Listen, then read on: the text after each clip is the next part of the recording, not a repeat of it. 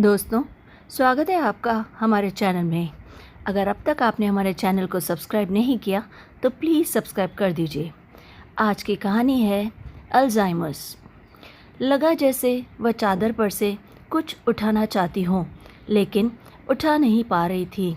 यह काम वह इतनी तन्मयता से कर रही थी कि मेरे वहाँ पहुँचने की उन्हें भनक तक ना लगी। मैं बार बार एक ही जैसा दृश्य देखकर चकित था, किंतु उनका धैर्य देखने लायक था। हर बार असफल होते ही वह फिर एक नए जोश से फिर से एक बार दाएं हाथ की चारों उंगलियां अंगूठों से जोड़ती और फिर चादर तक बढ़ाकर उस पर बने फूल को उठा लेना चाहती। चादर पर रखा हुआ होता तो शायद वह इस कोशिश में कामयाब हो भी जाती, लेकिन फूल तो चादर पर छपा हुआ था। जैसे ही वह उसे उठाने की कोशिश करती, चादर का एक हिस्सा उनकी अंगुलियों की पकड़ में आकर उठ जाता। कुछ देर उठा रहता, लेकिन फिर उनकी अंगुलियों की पकड़ से छूटकर नीचे गिरता। उसके गिरते ही वह चकित होकर देखती रह जाती, लेकिन कुछ देर बाद फिर उसी कोशिश में जुट जाती। उनकी यह कोशिश लगातार देखी तो मन हुआ कि आगे बढ़कर उन्हें रोकूं और समझाऊं कि वे जिस फूल को उठाना चाह रही हैं वह कभी उनके हाथ में नहीं आ सकता। जैसे ही मैंने इस मंशा के साथ कदम बढ़ाया, जुगनू ने मेरा हाथ पकड़ लिया। नहीं दद्दा, अब इन्हें रोकना टोकना ठीक नहीं। इसी बहाने कम से कम अपना हाथ तो चला रही हैं। किसी भी तरह की हरकत इनके लिए बहुत ज़रूरी है। यकीन ही नहीं हुआ कि यह वही काकी हैं जिनके सामने फूल तो क्या पत्थर तक नाचने लगते थे, जिनकी एक हरकत तो क्या आवाज़ पर पूरा का पूरा घर हिल उठता था। मजाल है किसी की कि बगैर उनकी इजाज़त के कुछ करने को लगे। उनका एक पाँव सीधा बंधा हुआ था जिस पर रॉड पड़ी थी। दूसरा पाँव वह कभी मोड़ लेती तो कभी दीवार की तरफ ले जाने की कोशिश करने लगती, लेकिन चादर का फूल रह रहकर उन्हें अपनी तरह आकर्षित करता। अल्जाइमर्स, हाँ, यही था वह रोग जिसने उन्हें गिरफ्त में ले लिया था। इसकी खबर पाकर मैं कैसा महसूस कर रहा था यह मैं बता नहीं सकता। बस देख रहा था। बीमारी ने उन्हें इस कदर अपनी गिरफ्त में ले लिया था कि वह अपनी सुध-बुध खो बैठी थी। स्मृति जैसे कहीं लोप ही हो गई थी। अतीत और वर्तमान से कटी वे ऐसे समय में जी रही थी जो उन्हें उनकी प्रकृति के विपरीत बेचारा बना दे रहा था। यह मैं देख नहीं पा रहा था। तभी उनकी नज़र मुझ पर पड़ गई। मैं कुछ कह पाता इससे पहले ही उन्होंने हाथ जोड़ दिए। मैं जो आज तक उनके पैर छूता आया था, यह देखकर किंकरते विमूढ़ हो गया। जुगनू नज़रें बचाने लगा। काकी के शब्दों ने मेरी हैरानगी को और बढ़ा दिया। आप सज्जन बहुत हैं, आते रहा कीजिए। वह जो कह रही थी मैं समझ रहा था, पर यह साफ था कि ज़ुबान पर उनका वह अधिकार नहीं रह गया था। भूल तो वह रही ही थी, जो सोच रही थी वह कह भी नहीं पा रही थी। मैं समझ रहा था कि दूसरों की तरह वह मुझे भी पूरी तरह भूल चुकी हैं। मैं जो उनकी शादी में एक छोटे बच्चे की तरह शरीक हुआ था, जिसे शादी के तुरंत बाद से ही उन्होंने बरसों अपने बच्चे की तरह पाला था। उनका जितना प्रेम मुझे मिला था, शायद ही उनके बच्चों को कभी नसीब हुआ हो। यह यकीन करना मुश्किल हो रहा था कि मुझे वे नहीं पहचान रही हैं। हाथ जोड़कर जिस तरह उन्होंने मुझसे आते रहने का आग्रह किया, उसे सुनकर तो मैं ज़मीन में ही गड़ गया था। फिर किसी तरह अपने आंसुओं को जब्त करता मैं उनके करीब जाकर बैठ गया। खामोश बैठा मैं देख रहा था काकी की हथेलियाँ, जिन्हें मैं थोड़ी थोड़ी देर बाद मिलाकर अपनी आंखों के करीब ले जाती और फिर देर तक देखती रहती। काकी मायके से जोशी थी, याद आया। एक बार मैंने उनसे पूछा तो था, काकी आप शादी के बाद अचानक पंत हो गई, अजीब सा है ना, कैसा लग रहा है आपको? काकी की वह हल्की सी चपत जो उस रोज़ मेरी गुद्दी पर पड़ी थी। काकी जैसे बहुत पीछे जा पहुंची थी। अरे गनुआ, तुझे ये अचानक क्या सूझी रे? चल इधर आ, बताती हूँ। अतीत कभी कभी कैसा फिल्म सा उतर आता है हमारे सामने। मैं ऐसी फिल्म का एक टुकड़ा देख रहा हूँ। काकी बता रही है। ठीक कह रहा है रे, पहले मैं जोशी ही थी। जोशी बहुत पहले हुआ करते थे ज्योतिषी।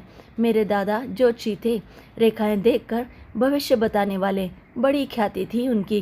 किसी का भविष्य बताना आसान काम ना हुआ। सच बोलना पड़ता है इस काम में। पूछने वाले से कुछ भी छुपाना गलत हो जाने वाला हुआ और कहीं कुछ गलत बता दिया मन रखने के लिए तो फिर समझ लो गई तुम्हारी सारी ज्योतिष विद्या। इसलिए दादाजी कभी कभी खामोश रह जाने वाले हुए। बहुत पूछने पर ही फिर बोल फूटते थे उनके। क्या बोलूँ रे, कुछ हो भी तो रेखाओं में।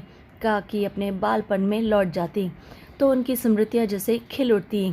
एक रोज़ बताया था उन्होंने, एक दिन हेमा ने उनसे अपना भविष्य पूछने को हथेली फैला दी थी। एकदम चुप ही लगा गए थे वो। जब बहुत देर तक दादाजी कुछ न बोले तो मुझसे रहा न गया। अरे बड़बाजुए, कुछ बताओ तो सही।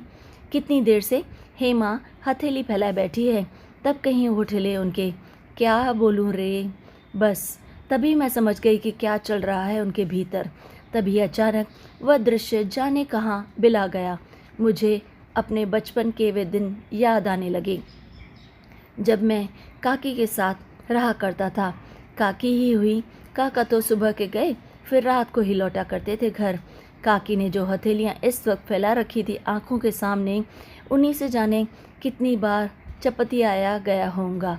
काकी ही बुढ़ा गई हथेलियाँ देखकर मैं सोच रहा था, जाने काकी को और क्या क्या भोगना पड़ा है।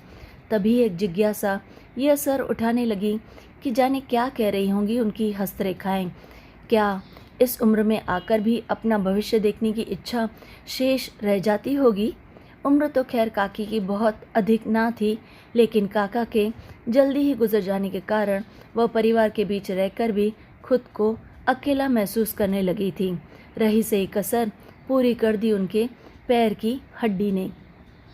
जाने कैसे उस रोज़ काकी खुद को संभाल ना सकी और 2 सीढ़ी एक साथ उतर जाने की वजह से पैर मुड़ गया और वे गिर पड़ी। हड्डी भी ऐसी टूटी कि रॉड लगाने के साथ ही ट्रैक्शन की नौबत भी आ पहुंची। पैर को वह हिला न पाए, इसलिए स्टील का फ्रेम बनाकर पैर कस दिया गया था। कुछ रोज़ तो काकी उसे बर्दाश्त करती रहीं, लेकिन फिर चिड़चिड़ाने लगी। हरदम उनकी यही कोशिश बनी रहती कि उसे खोल खाल कर फेंक दें, लेकिन कहाँ काकी के कमज़ोर पड़ गए हाथ और कहाँ वह मजबूती से कसा गया फ्रेम। अब वह इसी जद्दोजहद से मुक्त हो जाने की घड़ी जानना चाहती हैं शायद। इसी कोशिश में वे बार बार अपनी हथेलियाँ आंखों के करीब कर लेती हैं। इसके अतिरिक्त जैसे उन्हें और किसी चीज़ की कोई परवाह नहीं। भान भी है या नहीं कह पाना मुश्किल है। क्या महज 3 वर्षों में किसी की दुनिया इस कदर बदल सकती है।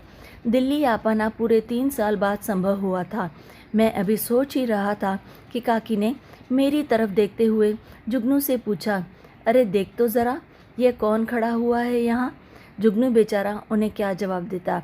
उसने मेरी तरफ भरी आंखों से देखा और बोला, दद्दा अब ऐसा ही होता है, इन्हें ज़्यादा कुछ याद नहीं रहता। इन्हें ज़्यादा देर इस तरह देखता हूँ तो मुझे जाने क्या होने लगता है। अभी रमा कुछ खिलाने को आएगी, तब तो आप देख भी नहीं पाएंगे। वो बोले, रमा कौन? अरे दद्दा, आप भूलने लगे हैं क्या? शादी के बाद मेरी पत्नी कमला का नाम बदलकर रमा रख दिया गया है ना।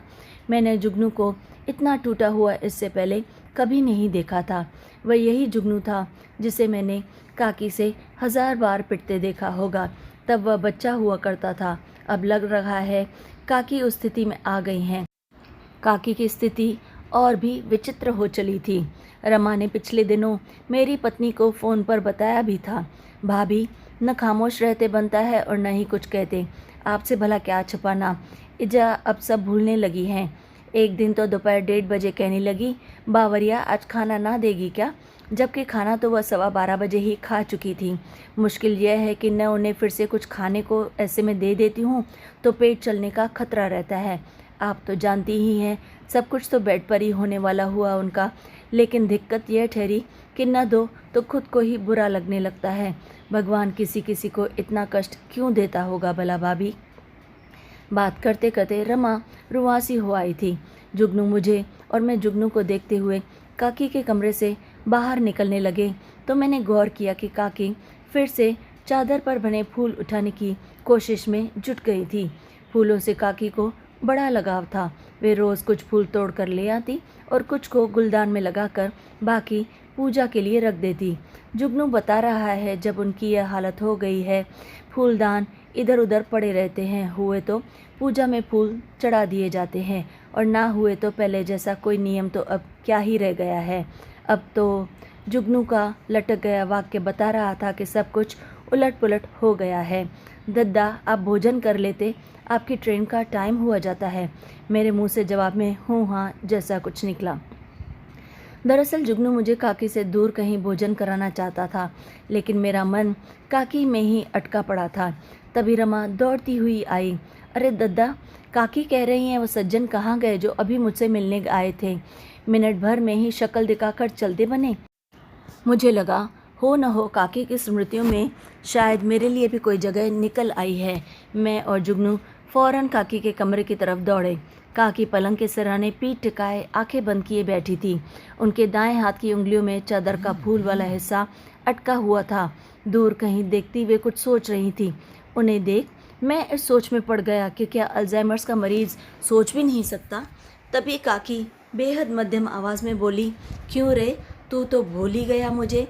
इस वक्त उनकी आंखों से आंखें मिला पाना मुश्किल हो गया था, लेकिन ये पल भर की ही बात रही होगी। काकी फिर अपने फूल वाले खेल में उलझ गई थी। उनका मन फिर से कहीं और चला गया। खाना खाते वक्त जुगनू बता रहा था, दद्दा, पिछले 3 महीनों में यह पहला मौका है जब उन्होंने किसी को पहचानने की कोशिश की है। ज़रूरी नहीं कि आपको पहचान ही रही हो, कभी कभी तो मुझसे ही पूछने लगती हैं, तू रोज़ रोज़ यहाँ क्यों आता है रे? थोड़ी देर बाद मैं चलने को हुआ तो जुगनू कहने लगा, दद्दा, आप आते रहेंगे तो शायद इनकी याददाश्त लौट आए। जुगनू के कंधे पर हाथ रखने के अलावा मैं कुछ नहीं कर सका। आखिर सबको अपने हिस्से के दुख और सुख तो देखने ही पड़ते हैं। तो दोस्तों, कैसी लगी आपको आज की कहानी? अगर अच्छी लगे तो प्लीज़ लाइक और शेयर ज़रूर कीजिए और चैनल को याद से सब्सक्राइब भी कर लीजिए। तो फिर लाइक, शेयर एंड सब्सक्राइब।